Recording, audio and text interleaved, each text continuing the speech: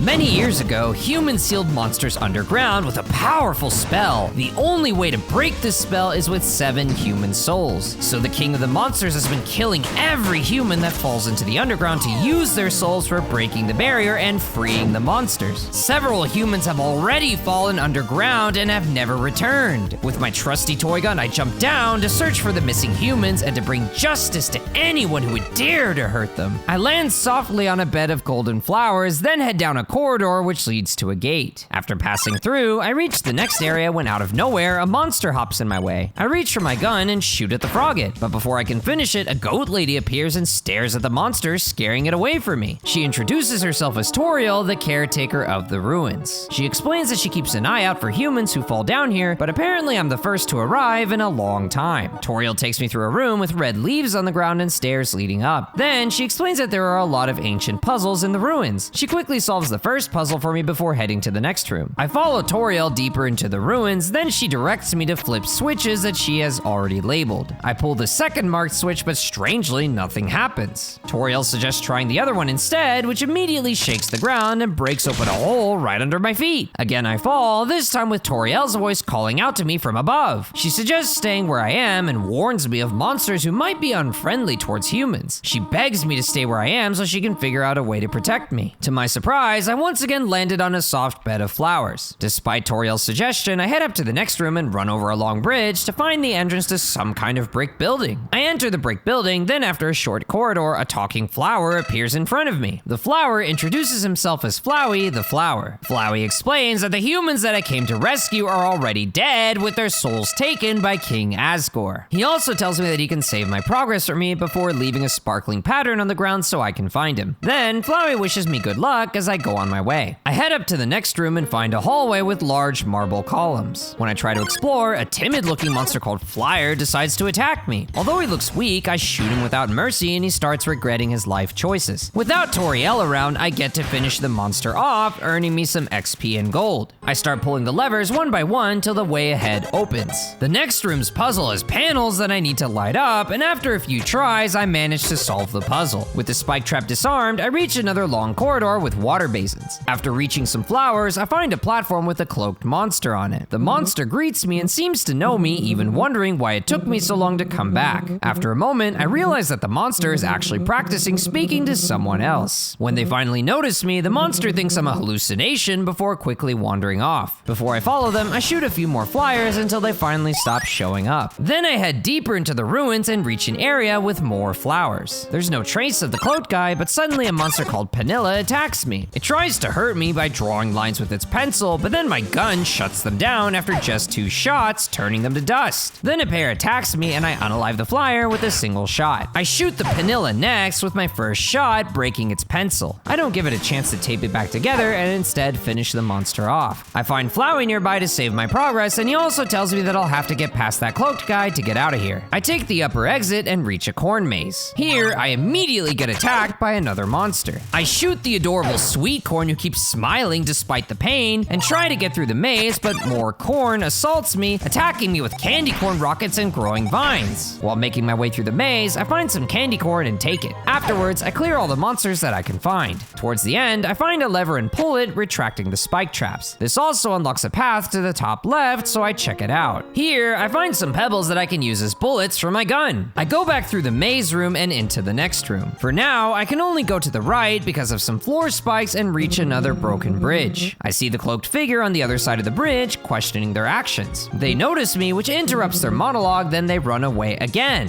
After pulling the lever, I take my time to kill off all the monsters who live here. I tip my hat down and take the south path and find more of the marble columns there, with some of them having scribblings on them. I take the south exit, which leads me to a long bridge in a dark, foggy area. After making my way across the bridge and into the next area, I head east and find another set of panels that I need to light up by interacting with them. It takes a few attempts, but once I solve it, the floor spikes open the path to the east. I quickly get stuck at another broken bridge, but one of the walls seems a bit suspicious. I pull on it and find out that the wall is fake. I pick up a stray feather on the ground that I then attach to my hat for a bit more defense. While exploring the dark corridors, I find a path blocked by some rocks and can't seem to pass through. Instead, I discover an exit to the west, then cross another bridge. There, I find a pond along with the cloaked figure wandering around. They ask me to leave, then quickly enter a building building with a sign saying it's property of Dalv. To the west, there's a flower patch and some crates. One of them has a corn dog in it and I take it with me. To the south, I find the number 1 carved into the wall, so I interact with it. I remember seeing more of these numbers in the ruins, so first I go back to the dark caves to interact with the 2. Near the painted columns, I find the 3, and on the platform where I first met Dalv is a 4. The last number 5 is near the starting room. When I interact with it, I suddenly hear something move in the ruins and feel an intimidating presence. I return to the dark cave and check the top right path to see that the rocks are gone. I head through the new corridor until suddenly a monster attacks me. It turns out to be a micro-frogget almost too small for me to see. I decide not to waste any time and step on it. After just one stomp, I find nothing but monster dust left on my boot. I get rewarded with a golden pear, which makes me invulnerable for a couple hits when I eat it. I go inside the entrance of the building and the guy looks at me confused. I seem to remind him of someone else and he asks me if I'm here to hunt him down and finish the job. He seems to feel guilty about something he has done to me or my lookalike. With me invading his home, he feels that he's left with no other choice but to fight and finally shows me his face. I start shooting the vampire guy and immediately realize that he has more health than the other monsters. He realizes it's been much quieter in the ruins since I showed up and thanks me before attacking me with lightning attacks. He doesn't seem to really want to fight, but I keep firing at him mercilessly. Then he realizes by the dust clinging to his cape that I've killed all of the monsters. He prepares some projectiles to fight back, but I easily dodge them. He may have wanted silence and loneliness, but he never wanted any of the monsters to die. With this next lightning attack, I have to follow the moving electricity up and down or get zapped. He blames himself for the monster's death because he secretly wished to be left alone. He still hopes I'm just a ghost and really misses all the other monsters. I show him just how real I am by dodging his lightning strikes and delivering the final blow. Finally, he believes that I'm real and that this is not just a nightmare right before he turns to dust, earning me enough XP to increase my love. I start exploring his house and head to the right to find Dalv's former room. I find a diary on his bed and start reading its only entry. He overheard Panilla and Flyer worrying about how he talks to himself and about how he obsesses over a non-existent friend. Dalv insists this friend is real, saying this friend has helped him, but this friend hasn't shown up for a whole year. Through the upper path, I find another exit from his house, but it's blocked. Luckily, Flowey shows up to remove the boards that kept it shut. He explains that it's his job to do all the things that I can't do on my own. He's happy that we're on the same side and looks forward to the fun. Taking the exit leads me to a snowy area with a sign in front of it that has "Entry Forbidden" scribbled over it in blue crayon. I follow the path and reach a valley where Flowey greets me again. He lets me know that out here, nobody will know what I did to the monsters in the ruins, so if I want to turn things around, this would be the time. But once I start killing monsters out here, there's no turning back. Either way, he'll support me. I take the east path, and after a few steps, an igloo monster attacks me. Shooting it makes it do igloo noises, so I shoot it again, and this time it responds with an ow, but immediately goes back into character with its noises. Now that the igloo is cracked, it only takes one more shot for me to turn the monster to dust. There's also an item box nearby that I can use to store my items. I keep destroying the igloos that cross my way before I head to a path overgrown with frozen foliage. More annoying igloos wait for me there with their ice attacks, but my trusty gun takes care of them all. Before I can go further, I spot a bluebird monster ahead who finishes recalibrating a lava rock puzzle. The bird then flies away, so I try the puzzle for myself. I clear the path for the lava rock so it reaches the ice and melts it. With the path open, I move on and discover a bunny with his tongue stuck to a pole. Then I find a damaged cabin with Flowey waiting inside. He comments on all the dust and acts like he's mistaking it for snow before revealing he's aware of my killing spree. Then I head east to find a dead end with a black tree and a monster standing there. Next to the tree, I find an ice crystal and manage to break it. I pick up some of the ice pellets which come in handy as ammo for my gun. I return to the cabin area and get attacked by a sleepy-looking Insomnitot who I immediately shoot. It retaliates by counting sheep, but just one more shot and it turns to dust. A pair of Insomnitots attacks me next, and together their attacks are a bit harder to dodge, but I still manage to beat them. With that, the monsters of this area have all been taken care of. Next, I take the north path and find an unattended coffee cup sitting on a table. Suddenly, a raccoon monster jumps out of the woods and kicks the table away. He takes the coffee cup and introduces himself as the best salesman ever, Mo. He asks if I want the hot coffee, and I say yes, but then he immediately throws and smashes the cup, saying liquids are so last season. Instead, he tries to sell me a hot chocolate pop for 15 gold. I say no, but then he pulls his stall anyway, trying to sell more of his chocolate popsicles. The pops come in different temperatures, but I have no interest helping a monster's business. Since I can't eliminate Mo, I just keep going. I keep heading north until a no-cone attacks me. He acts like some kind of caveman, but just 2 shots are enough to kill even this enemy. I clear the rest of the enemies in this area, then continue heading north. On the way, I find a bell near a UGPS sign and ring it, but nobody came. The path leads to Honeydew Resort, but it seems to be completely abandoned. The campfire has been snuffed out, so I check the lodge, but only find a few monsters left all near the stage. I head to the bar, then take all the items there and steal some gold. I immediately wear the stolen honeydew pin, then talk to the band members on the stage. They explain to me that everyone ran off in a panic, and one of them even wonders if something bad is happening again. From the lodge, I head north to find a secret room containing an abandoned small hot spring and a golden coffee. I leave and explore west, but a lost mitten is all I can find. Even this hot spring is completely abandoned. With nothing to do at the resort, I just head east. Here, I find a bridge and read a sign that warns me not to slip. Getting over to the bridge takes a bit of timing, but luckily there's a cushion underneath to break my fall. At the end of the bridge, I step on a switch to stop the swings. I then head east and find the edge of the river along with a frozen tree. A barrel has some coffee beans that I can use as ammo. They do less damage than my ice pellets, but maybe they have some other kind of advantage. I then travel north to find an area with more leftover puzzle materials, and just ahead, there's another lava rock puzzle. Once again, I have to guide a lava rock to an ice block, but this time I have to lift and sink platforms to make it land correctly. It turns out to be pretty easy, letting me quickly continue on the path north. The area ahead is an item box, so I store my ice pellets and pull out my golden coffee before saving with Flowey. I head through some arches with Christmas lights before the surprised-looking bluebird runs into me, wondering if I got left behind. She asks for my name, then sees that I'm not on the resident list. She's waiting here to stop a monster killer and doesn't realize that I'm the killer, instead being concerned for my safety. She suggests taking me to the evacuated monster so I'll be safe there, but before she can move, I attack her. Marlet is puzzled that I'm picking a fight in a situation like this, and even after getting shot, she still doesn't understand. She tells me not to be scared and that she's with the Royal Guard, so I'm safe with her. Even after a second shot, she patiently explains that people won't be willing to help me if I hurt others when I'm scared. After one more attack, she finally realizes that I'm the killer, but is surprised that it's a kid causing all this trouble. One shot later, and she reveals that something like this happened before, and others managed to stop it, so it's up to her to stop this. She attacks me with sharp, splintering feathers, which leave me almost no room to dodge, all while holding back tears. She notices that I can take a hit and decides to just hit even harder, now throwing boxes with puzzle materials at me. I keep shooting at her, but she stands her ground and tells me that she's happy I attacked her before she would have led me to the others. We keep battling each other, but I manage to dodge her feathers while chipping away at her health with my gun. Before long, she bombards me with a whole series of feather combos, which eventually hit me multiple times. I treat my wounds by eating a gingerbread bear before carefully surviving a feather tornado.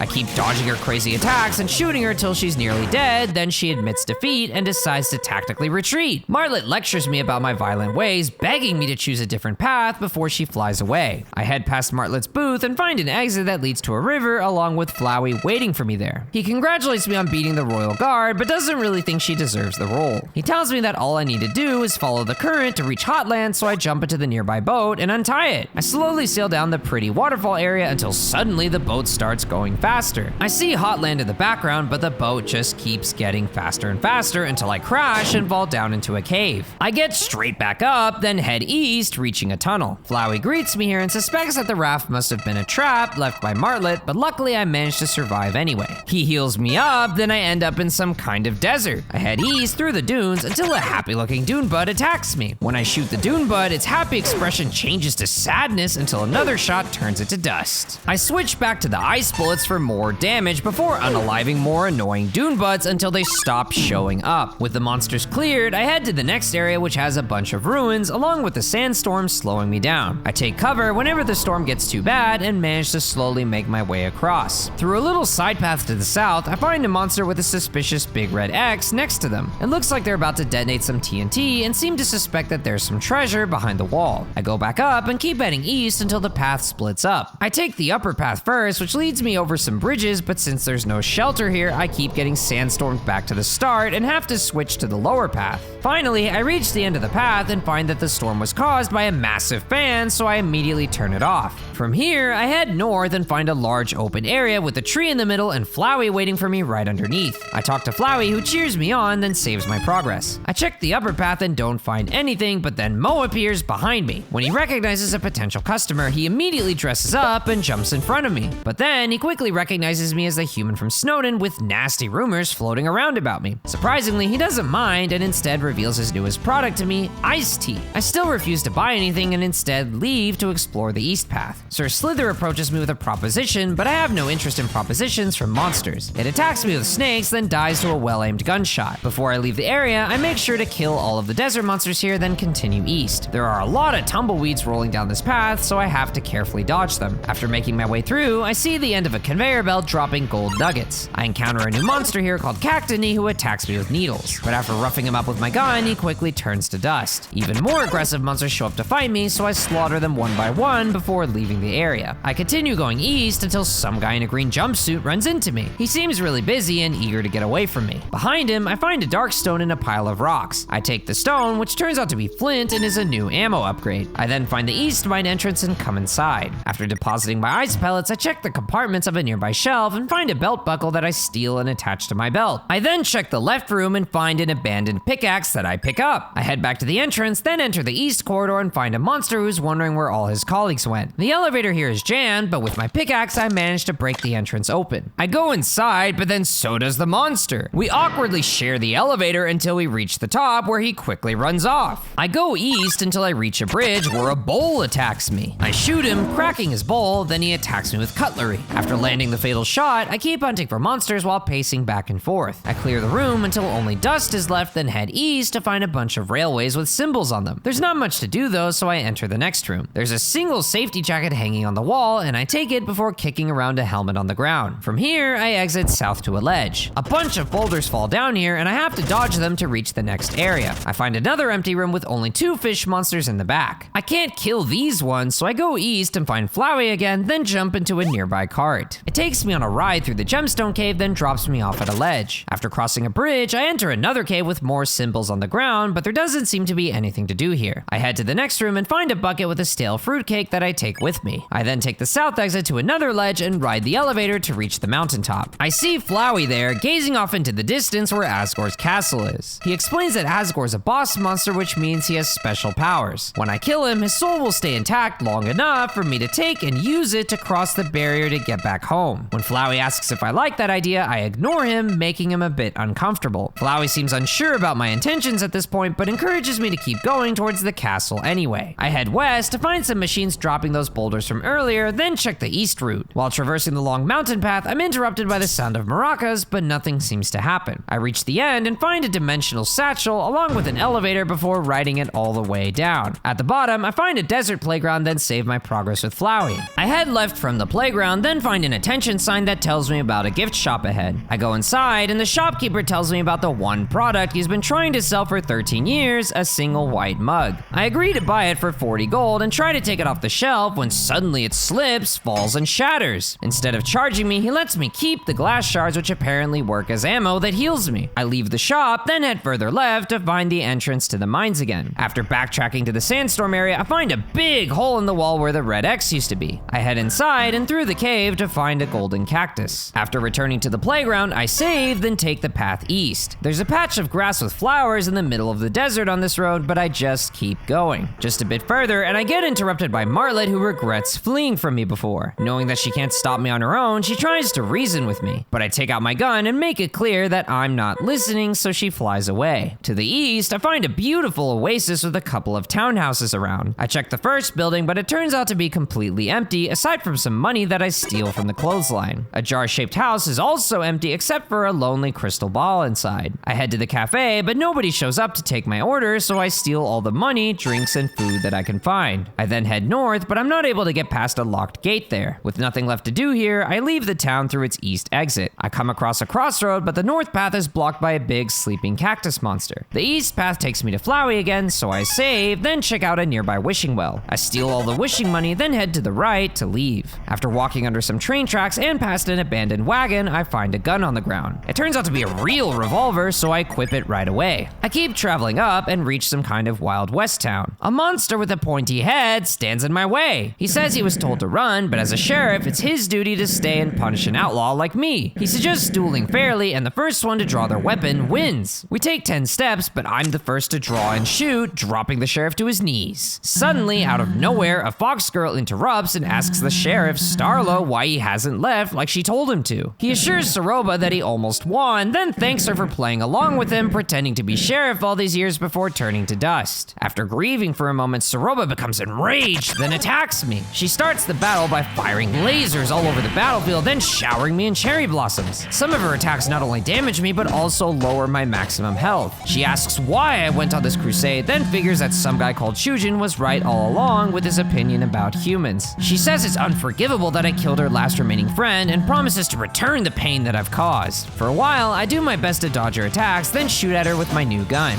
I managed to heal some of my wounds with items, but her lasers keep lowering my max HP more and more. Even so, I managed to bring her down to half health, but then she gets serious. With her staff now glowing red, she uses an attack with massive lasers and swirling blossoms to destroy the rest of my health and unalive me. For the first time, I have to use Flowey's power to bring me back right to the start of the battle. It takes me a few attempts to memorize her attack patterns, especially with her initial attack that alternates with lasers and blossom attacks. I managed to get through with 50 HP left and dodge a vortex of flowers without problems, but then her lasers hit me twice before I can strike back. I take a bit more damage, but slowly manage to chip away at her health bar. I do my best to predict the colors of her circles to figure out if I have to stand still or move through. It goes well until she uses an attack where she blows up a bunch of columns. I get caught by the cherry blossoms and their explosion circles. A cinnamon cookie gets me back on my feet, and finally I return to phase 2. Her opener is a crazy sequence of attacks, but this time I managed to avoid it with over 30 max HP left. She gets me dangerously low, but with just a sliver of health left, I munch away at my items until I finally manage to deliver the final blow to her. With her final words, she has nothing kind to say to me except that once I wipe the monsters out, she hopes I choke on their dust. I earn a ton of XP for this, increasing my love. I enter the saloon, then steal some gold and consumables. I find the bartender at the counter, but she refuses to make me a drink. She knows what I did, but since she realizes that she can't beat me, she stays cooped up inside. I explore the east part of town and find a store called Blackjack's that buys junk items. I go inside, but unfortunately there's no money left to steal. I take a new holster instead and equip it right away. Then I steal some gunpowder and silver bullets, which do extra damage on critical attacks. I leave the town by heading north, then save and cross over a bridge. From here, I keep going up before finding some puddles on the ground. Suddenly, some white pellets form and fall in front of me, turning out to be friendliness pellets for me to pick up. It seems to be a gift from Flowey, giving me the power of his pellets to load into my gun. I continue on my way north until I reach a grassy area with a corn farm. The house is empty, but upstairs, I find a picture of Starlo and Soroba. I take a look at Starlo's room, which has a lot of star-shaped stuff inside, then go back outside. I enter the cornfield, which has a cellar door at its center, then approach it to hear whispering from below. Although the monsters are probably hiding down there, I leave the place without opening the door. Up north, there's another UGPS sign, but ringing the bell still doesn't do anything. I leave the farm by taking a path further north, then find some kind of factory door with Flowey showing up right in front of it. He acknowledges that Soroba was much harder to beat than all the regular monsters and even stronger than Asgore. Unfortunately, Flowey doesn't know how to open the strange door, but shooting the keypad seems to do the trick. There's a dark, ominous tunnel inside that leads me further up, where I at some point reach a big machine. Flowey figures there's not much left to fight here, then tells me that the machine is a generator. He suggests finding a way to turn the generator on, but once again, I just shoot at the console, which angers Flowey. I ignore Flowey and head beyond the machine, but a heavy door is in my way. Flowey follows me and points out that I should follow his original plan to get through, but instead I just command him to open the way for me. Flowey does as he's told and pushes the gate down for me with some vines from above. He reminds me that he's still the one in control here though, and even threatens me to think twice before pulling another stunt like this. He backs down, then I progress forward and go to the path on the right. I then pass by some containers before finding and flipping a switch, which turns the generator on. The power starts lighting up some of the background, but low coolant pressure makes the generator unstable. Flowey sarcastically comments how that might have come to be, then hopes the facility won't blow up on us. On my way back, I notice that one of the containers has broken open, then return to find the upper path unlocked. I go through, then reach a bridge that leads me over an area completely flooded in pink liquid. I progress and pass a sign that reads Steamworks. The next platform has some steam rising from vents on the ground, and running into the steam forces me to dodge the steam clouds. I quickly make it over and reach a switch that I activate to turn off the steam. The next area has some strange white flowers growing on the metal. I climb some stairs to reach the upper area, then I see another bridge above me and something rolling across it as I progress forward into another building. I follow the corridor, then reach a door where I get stopped by a robot called Axis. Axis scans me and figures out that I'm human. This situation seems familiar to him, and he tries to access his memory bank, but it's blocked. He then runs a threat analysis and realizes that I'm a threat level of 10, which immediately shuts down his empathy. He explains that the 5 humans who I've come for have already died, then attacks me. I immediately draw my gun and shoot him 1, 2, 3 times, blasting him against the wall. In his damaged state, he estimates a much higher threat level for me and starts rolling away. He remembers something suddenly, and before I can finish him off, he escapes through a trap door. I leave the hallway through Axis's door, then reach another area flooded by the pink liquid. I save with Flowey, then cross left over a bridge. Another robot attacks me on the way. The Jandroid is just cleaning the floor, but I shoot him anyway. He fights back by spraying the battlefield with cleaner, but after just one more shot, he explodes. I take care of the remaining Jandroids in this area, then continue heading left. I reach a dead end here, but suddenly a manta ray robot swims towards my platform, then offers to carry me across the lake. I jump on his back and start exploring. I ride the manta ray to reach the far south platform. I enter a room with the grandfather clock, and after the clock mentions that he's the one that keeps time down in the underground, I start to feel around in the room. I interact with something in a corner, then keep exploring. I go to the left until I reach another platform with steam vents that I have to cross. I dodge most of the steam, then flip a switch to turn it off. Then, near the end of this platform, I find a button to press which opens up a new path. I hop back on the Stingray and ride it through the open path. I reach a new platform and see an open door. I go inside and discover a room with 4 pedestals and a golden flower sitting on one of them. I add the other golden items that I found, first the golden pear from the ruins, then the golden coffee from Honeydew Resort, and lastly the golden cactus I found in the dunes. Suddenly, the big door in front of me slowly opens and a golden chest comes out. There's a golden bandana inside that has armor defense of 12. I equip the golden bandana right away, then keep going. Whilst on another platform, Mo appears for the 3rd time. Before he can end his introduction, I draw my gun. He tries to talk himself out of the situation by reminding me of our connection, but I keep pressing him. He keeps trying to reason with me, but I rob him of all his gold before lowering my gun. Without his gold, he says he's done for before congratulating me, then leaving on his own manta ray bot. I head south from Mo's platform and explore the rest of the lake.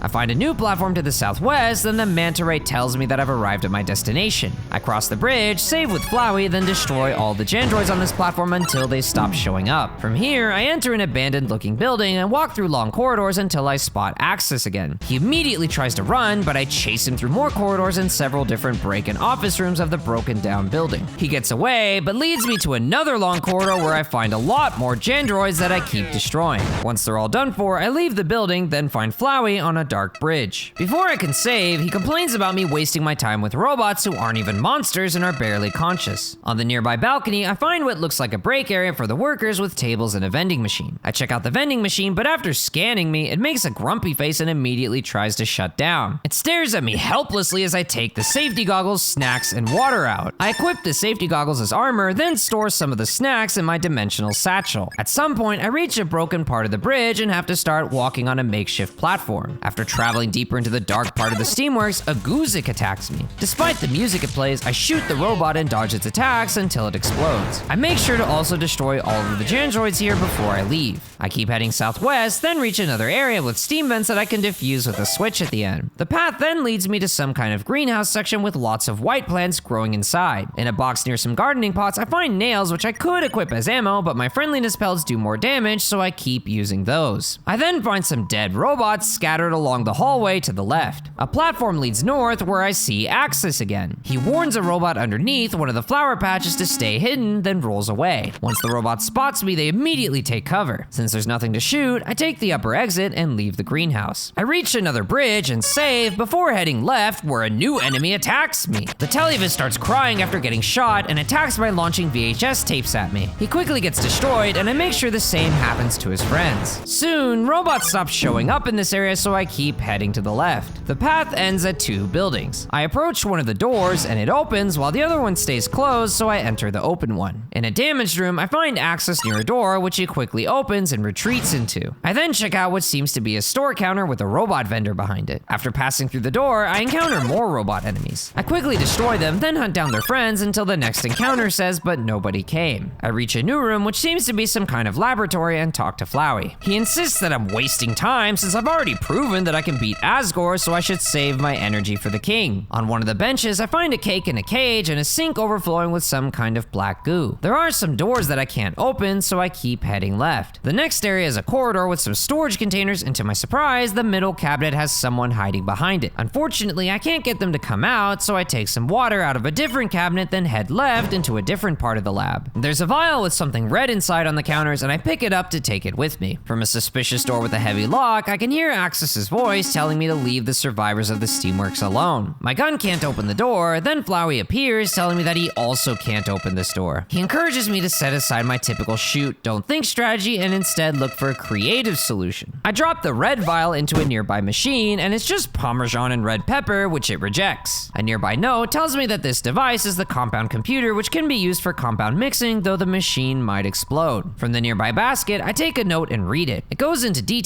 explaining how chemistry can be used to convert compounds through mixing. Luckily, it also gives me a hint on how to melt metal by making hydrochloric acid, but I'll have to figure out the needed components myself. I start by taking a bottle from one of the counters and dropping it into the compound computer, which identifies the bottle as soda and mints. A bit further down, I find a large red container and just grab the whole thing to dump into the machine. Unfortunately, it's just helium. One of the jars on the counter is labeled with an H, the hydrogen, which should be the first component for hydrochloric acid. The machine accepts the compound, but still needs the second component. I try out a few more substances, which turn out to be neon, acetine, titanium, rutherfordium, gold, a party popper, and ketchup. Finally, I pull a jar labeled Cl, and the machine receives the missing component, chlorine. Suddenly, the machine starts up some kind of minigame where I have to carefully navigate a hydrogen atom through small mazes to reach the chlorine atom. Each time I win, the game gets harder until the computer confirms that the mixing was successful, handing me a vial of acid. Flowey congratulates me, then I carefully pour the acid onto the lock. The metal immediately melts, opening the door for me. Behind it, I find some kind of storage area with a rubber duck on a shelf. I save at Flowey's new location, then check out the weird plants that the scientists made for energy production. Unfortunately, some of the plants just ended up being saplings that smell like honey and make trumpet sounds. To the left leads me outside to a crossroads. I head left and find another UGPS sign, but nobody came. I keep going and come across a massive computer console with a blank green screen, but there's nothing for me to do here. From here, I reach an area with thick pipes and lava pouring from the ceiling. I make a quick stop near a vending machine and ask Flowey to save my progress. Then, I steal a gravity granola from the vending machine and continue to the left. This room looks like a huge smeltery, and on the platform I run into Axis standing next to a trash can. He tells me that he was only able to save a few of the other robots, but seems happy knowing I'll have to leave unsatisfied. But with that, he decides not to run away anymore despite my cannon of death. He takes off the lid of the trash can, declaring that now he has drawn a weapon of his own. And with that, the battle begins. With my first attack, I aim for Axis like normal, but he uses the lid to block the shots. His attack launches some bouncing balls at me that hurt quite a bit when they hit me. I check his stats, then dodge an attack with blue and orange lasers, which require me to alternate between standing still and moving through. I already have to heal and chug the adult soda, recovering 20 HP. Now he combines both lasers and balls, using those surprise attacks to get me really low. I have to eat a gravity granola to survive, but he shows me yet another attack and throws bombs at me that explode in a cross pattern. I'm burning through my consumables very quickly, and yet he still has new attack combinations for me to learn. I try pushing him since shooting doesn't work, but his defense stands firm. With one more attack, my soul is split, but luckily I can use Flowey's power to start the battle over. This time I try taunting him, but Axis doesn't seem too impressed. After another attack, I try to toughen, but even after that, my shots don't pierce his shield. A voice keeps telling me to just keep going, and I do my best to outlast his efforts. He mixes things up with a new attack where he shoots my soul with turrets that swirl around me. Then he traps me in an extremely small box with turrets shooting at me. At this point, I keep devouring items to heal up since some of his super fast ball attacks seem almost impossible to dodge. Suddenly, he asks me how long we're going to do this, suggesting that I should just give up. He says he can explain everything to me and that he had no choice but to act the way he did because of his programming. Axis reveals that he was forced to kill the human, thus making my soul start shaking as my level of violence increases on its own. Then my soul flips around and charges up before firing a big yellow energy blast at him that shatters his shield. He starts begging for his life and apologizing, but my love just keeps increasing, turning the energy blast into a beam that annihilates Axis in a bright explosion. With Axis completely destroyed and the battle won, I somehow earned some XP from him, even though the other robots gave me none. Flowey shows up in disbelief, asking what that was, but figures that it'll be fine, as it'll be useful against the king. But then I turn around and continue on my way without letting Flowey finish his sentence. At this point, I start to sense a voice telling me that I need to find an exit. The voice tells me to go take the elevator, so I hop inside right away. I now reach the Hotland area and reach a crossroads where I go up. The voice then tells me that an enemy is near. I find some suspicious blue feathers in the corner, but I first go inside to save. Flowey figures that everyone got warned already and evacuated, leaving the building empty. I then enter the shop where I immediately notice a suspicious dark figure standing in the background. I steal the gold from the register, then then take a Deltarune patch and some consumables. I leave the apartment complex and instead follow the blue feathers into a dark alley. I take a hot dog out of one of the trash cans, then the voice tells me that the end lies beyond. I walk up the stairs to a balcony, and facing the core, I find Martlet, who's not surprised that I found her with so few monsters left. She gives me a speech about how she was trying to see the good in humans, but meeting me seems to have changed that view. While thinking about the deaths she could have prevented if she didn't run from me, she injects herself with a syringe and immediately drops to her knees. Convinced to end my terror, she suddenly transforms into a much more powerful version of herself right in front of my eyes. She immediately starts showering the battlefield in sharp feathers splintering from all directions, but with my powered up soul, I can fire at her directly without using my gun. She uses more exploding feathers to attack me, dealing massive damage while I do my best to chip away at her health. At this point, I have to eat one of the flower cupcakes to recover 50 HP, but now she even uses her talons to attack me. Even with my new dash, I still get hit, then have to face her wings next. I keep feasting on my items to keep up with the damage, then use my dash to break through the glass boxes. I act to take a moment of remembrance, but it doesn't seem to do anything. As I manage to get her low enough, she starts combining her attacks, leaving me little to no room to escape. I slowly run out of items as we both start to get weaker. After I try another remind, she takes flight, bombarding me with a barrage of feathers and claws, then flies at me directly, leaving me with only 4 HP. I decide to try the gunpowder and am immediately fully healed right when I need it most. Martlet's attacks just keep getting scarier as she slices through the battlefield. I keep acting with remind until I use my last healing item and bring her down to roughly 20% of her health. But once she leaps up high again, I have to admit defeat and try again from the start. During the rematch, I once again take a lot of damage, but while dodging the glass, I discover that I can fire a beam at her. It deals pretty good damage, and while dodging her feathers and claws, I quickly bring her back down to half health before facing her flight attack again. Unfortunately, the power of the laser baits me into using it in way too risky situations, so I already waste all my consumables before she takes flight for the second time. Finally, I manage to get a good start after her initial attack and learn to escape her claws by dashing. I dodge and dash in all directions, but soon I have to face her ultimate again. This time I avoid the final hit by standing all the way in the corner. Suddenly, she uses one of her old attacks and drops a lot of puzzle building materials at me, but much more aggressively than she did before. Then finally, after almost choking on her last attempts to defeat me, I manage to make her fall and blast her with the full force of my laser.